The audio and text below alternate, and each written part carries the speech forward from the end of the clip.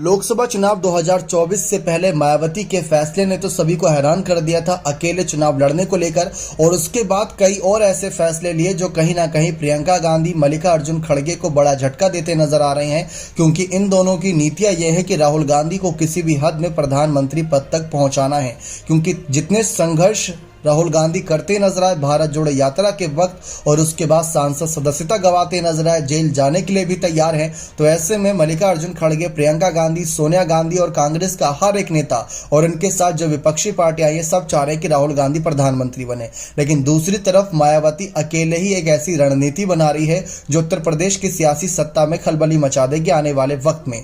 दरअसल जिस तरीके से माहौल बना हुआ है लोकसभा चुनाव को लेकर, 4 राज्यों पर बहुत ज्यादा नजरें हैं। पश्चिम बंगाल की 42 सीटों पर, बिहार की 40 सीटों पर, महाराष्ट्र की 48 सीटों पर और इन सबसे बड़े राज्य उत्तर प्रदेश की 80 सीटों पर। कहा जाता है कि अगर इन राज्यों में आपकी अच्छी खासी पकड़ हो गई तो आप कहीं ना कहीं बाजी मार जाओगे अच्छे तरीके से लोकसभा चुनाव में। खासकर उत्तर प्रदेश जीत लिया तो आप दिल्ली तक का रास्ता तय कर सकते हो, यानी कि पीएम पद तक का रास्ता तय कर सकते हो। तो मायावती ने यही अंदाजा लगाया कि हर बार चुनाव के वक्त कोई ना कोई पार्टी इनके साथ आती है, इनकी रणनीति समझती है और वही रणनीति अपने आप में कामयाब करती है। जैसे कि सपा पार्टी इस समय सेंधमारी करती नजर आ रही है मायावती के वोट बैंक में। इसी वजह से लोकसभा चुनाव से पहले ही मायावती ने बात साफ कर दी कि वो किसी भी पार्टी के साथ गठबंधन में रहते हुए चुनाव नहीं लड़ेंगी।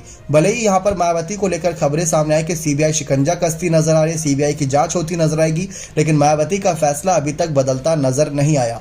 दूसरी तरफ प्रियंका गांधी को ये उम्मीद थी कि उनके साथ उत्तर प्रदेश के तमाम सियासी दल साथ आते नजर आएंगे। इसी वजह से उन्होंने कई बार खुले मंच से यह साफ कर दिया था कि जो लोग आज ना कर रहे हैं वो कल हाँ करते नजर आएंगे। जब उनकी खुद की गर्ज पड़ती नजर आएगी वो भी हमारा समर्थन करेंगे, क्योंकि उनको भी जरूरत होगी कि बीजेपी को हटाकर सत्ता के केंद्र सरकार को बदला जाए। तो मल्लिकार्जुन खड़गे बार बार यही संदेश विपक्षी पार्टियों को देते नजर आ रहे हैं कि जो कोई भी पीएम मोदी के खिलाफ यानी बीजेपी के खिलाफ है वो आज से ही हमारा समर्थन करना शुरू कर दे। क्योंकि नीतीश कुमार और तेजस्वी यादव ने एक बात कही थी कि कांग्रेस को विपक्षी पार्टियों का नेतृत्व करना चाहिए, लेकिन जब विपक्षी पार्टियों का नेतृत्व करने के लिए खड़गे प्रियंका सामने आ रहे हैं तो उनका समर्थन करने के लिए मायावती दूरी बनाती नजर आ रही है। और उससे बड़ी बात यह है कि मायावती इस समय नगर निकाय चुनाव के वक्त कई ऐसे ऐलान करी जिसकी वजह से लोकसभा चुनाव तक के रास्ते को बताया जा रहा है कि वो क्लियर करती नजर आ रही हैं। उन्होंने 60% से ज्यादा मुस्लिम नेताओं को बड़ा टिकट दिया है, जिसकी वजह से वो चर्चाओं में है कि कहीं ना कहीं मायावती अपने एमडी फैक्टर को और मजबूत कर रही हैं ताकि वोट परसेंटेज ज्यादा सेंधमारी ना करे।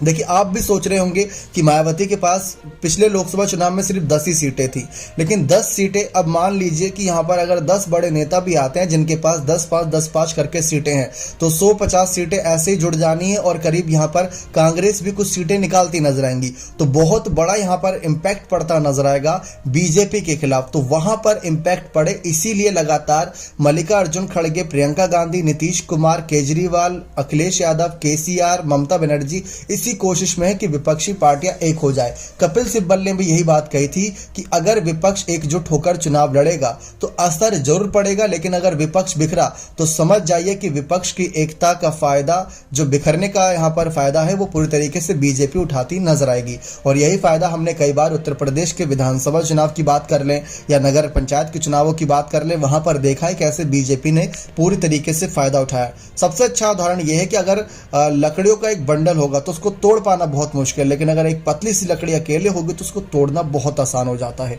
तो वही सारी बातें हैं। अब बीजेपी तो बहुत बड़ा दल बन चुका है, पूरे देश में इसकी चर्चा है। पीएम मोदी फायर ब्रांड नेता माने जाते हैं, उत्तर प्रदेश से ही योगी आदित्यनाथ की चर्चा है, लेकिन मायावती 4 बार सीएम रह चुकी हैं, ये बात भूले नहीं भुलाई जा सकती। तो मायावती भी एक बहुत बड़ा चेहरा है। तो ऐसे में मायावती के ऐलान साफ कर रहे हैं कि वो रणनीति तो बना रही हैं, छुपे रुस्तम तरीके से रणनीति बना रही हैं, लेकिन वो रणनीति क्या विपक्षी पार्टियों की एकता के साथ काम करेगी या अपना अलग ही मोर्चा बनाकर मायावती मैदान में उतरती नजर आएंगी, ये देखना बेहद दिलचस्प रहेगा। बने रहे चैनल के साथ ऐसी और तमाम जानकारियों के लिए।